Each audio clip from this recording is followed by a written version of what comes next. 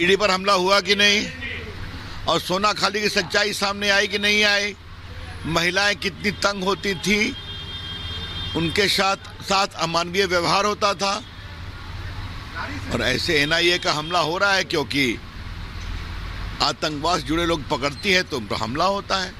तो क्या ईडी, क्या सीबीआई, क्या आतंकवादी, सबको वहां संरक्षण मिलता है। यही तो है ममता जी का बंगाल।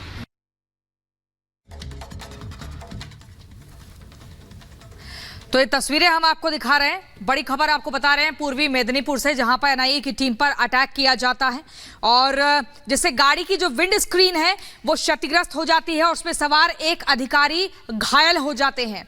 बंगाल में अराजकता का जो राज है उसके लगातार मामले सामने आते रहते हैं और उसकी बारगी एक बार फिर से सामने आई है। सुबह करीब 5:30 बजे की घटना है। एनआईए की टीम की ओर से मनवेंद्र जाना और अज्ञात के खिलाफ शिकायत दर्ज की गई है। एनआईए अधिकारी मोनोब्रोतो जाना को ही गिरफ्तार करने मौके पर पहुंचे थे। तो ये कोई पहली बार नहीं है इस तरह से जांच एजेंसियों पर हमला। पश्चिम बंगाल की फितरत रहा है। पश्चिम बंगाल में कैसे टीएमसी के लोग हमला करते गए उसकी बानगी आपको इस वॉल पर दिखा रखे गए। तस्वीर देख लीजिए, ये एनआईए ऑफिसर्स की गाड़ी है, पुलिस उस पर लिखा हुआ है। इस जीप पर कैसे पथराव हुआ, महिलाओं को ढाल बनाया गया और कैसे टीएमसी नेता पर कार्रवाई न हो उसे बचाने के लिए यहां पर भीड़ एकाएक इकट्ठा हो गई। आज सुबह की यह तस्वीर है जब लोग उठकर भी अपने काम पर नहीं पहुंच सकते हैं। उस वक्त किस तरह से इतनी बड़ी संख्या में लोग एकत्रित हो गए और ये देखिए खून से लथपथ आपको जवान नजर आ रहे हैं। साफ तौर पर यह इस बात की तरफ इशारा करता है। ये देख लीजिए पूरा कार का शीशा पीछे और आगे तोड़ दिया गया है। ये दो तस्वीरें इस वक्त आपके टेलीविजन स्क्रीन पर है। संदेश खाली की वो तस्वीर जहां ईडी की टीम पर हमला हुआ और अब 5 अप्रैल 2024 की यह तस्वीर जब एनआईए की टीम पर हमला हुआ।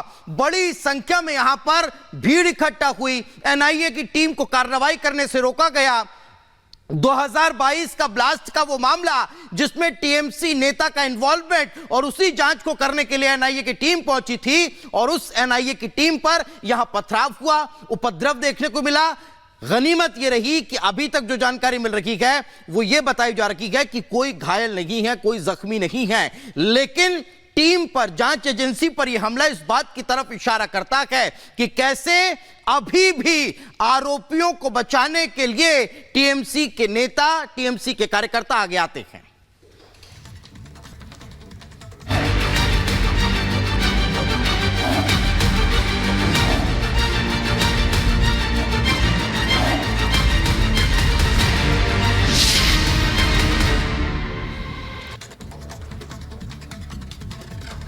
अयोध्या की शांति कुछ लोगों को पच नहीं रही है। वहां सामाजिक सद्भाव उपद्रवियों को अच्छा नहीं लग रहा है।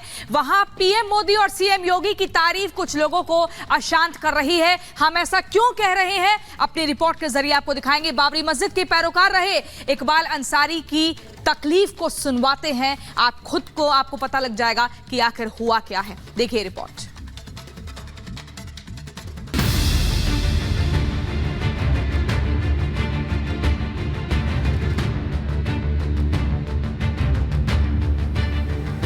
प्रधानमंत्री नरेंद्र मोदी पर फूल बरसाने वाले ये हैं अयोध्या के इकबाल अंसारी।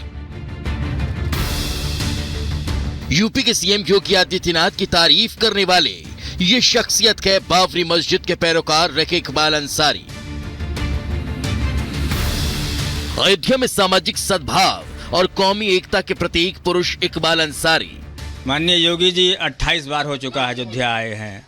हमें चाहते हैं कि अयोध्या जितनी बार भी मुख्यमंत्री या प्रधानमंत्री अयोध्या आवे, अयोध्या वालों का सौभाग्य है। मुख्यमंत्री जी हर साल जो है 5 तारीख को आते रहे और जो है ये 25 किलो वाला जो राशन है इसका शुभारंभ करते रहे और इसका लाभ जो अयोध्या वालों को मिले। लेकिन बाबरी मस्जिद के लिए लंबी कानूनी लड़ाई लड़ने वाले इकबाल अंसारी आज मुश्किल में हैं। जिस शख्स की 2 पीढ़ियों ने अपना पूरा जीवन मुस्लिम पक्ष के लिए कोर्ट का चक्कर काटते हुए गुजार दिया, आज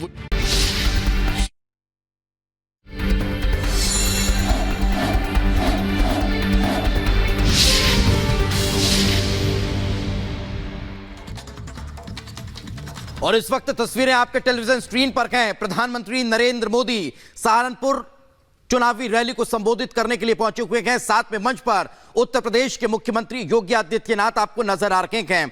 जोरदार चुनावी प्रचार भारतीय जनता पार्टी करती हुई नजर आ रही है। सहारनपुर की रैली को प्रधानमंत्री नरेंद्र मोदी खुद संबोधित करने के लिए पहुंचे हुए हैं। तस्वीरों में आप देख सकते हैं भारी संख्या में आम लोग और कार्यकर्ताओं का हुजूम भी यहां पर देखने को मिल रहा है। सुबह से की लगातार तस्वीरें रिपब्लिक भारत आपको दिखा रहा है कि किस तरह से सहारनपुर की धरती पर एक बार फिर कमल खिलाने के लिए जो आम जनता का है वो नजर आ रही है। 2019 के चुनाव में बीएसपी के हाजी रहमान यहां से चुनाव जीते, लेकिन अब एक बार फिर बीजेपी यहां कमल खिलाने के लिए तैयार दिखाई दे रही है। तस्वीरों में आप देख सकते हैं बड़ी संख्या में लोगों का हुजूम प्रधानमंत्री नरेंद्र मोदी को सुनने के लिए पहुंचा हुआ है।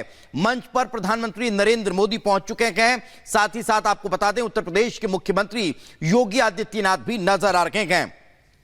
अगर सहारनपुर लोकसभा सीट का मिजाज समझा जाए, इतिहास समझा जाए, तो लोकसभा सीट पर मुस्लिम दलित फैक्टर हमेशा से हावी रहा है। सीटों पर सबसे ज्यादा कांग्रेस प्रत्याशी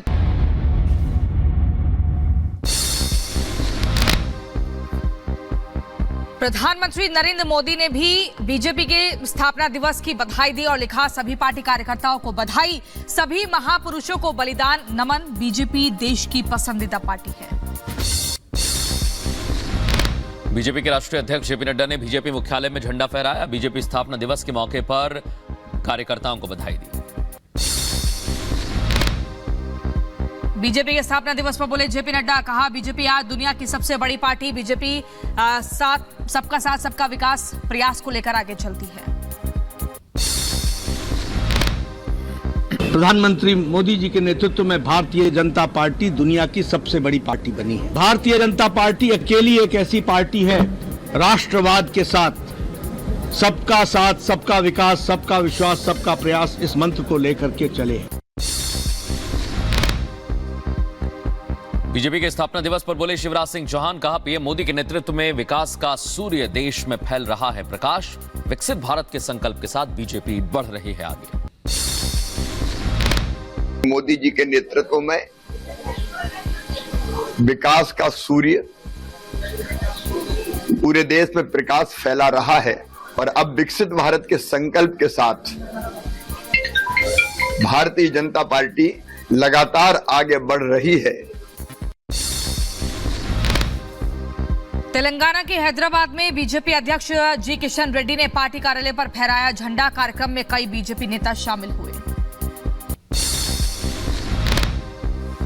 रिपब्लिक भारत से बोले केंद्रीय मंत्री गिरिराज सिंह, कहा सनातन विरोधियों से मेरा मुकाबला, ना मैं फायर और ना ही फायर ब्रांड, देश मोदी के नाम पर लड़ रहा चुनाव।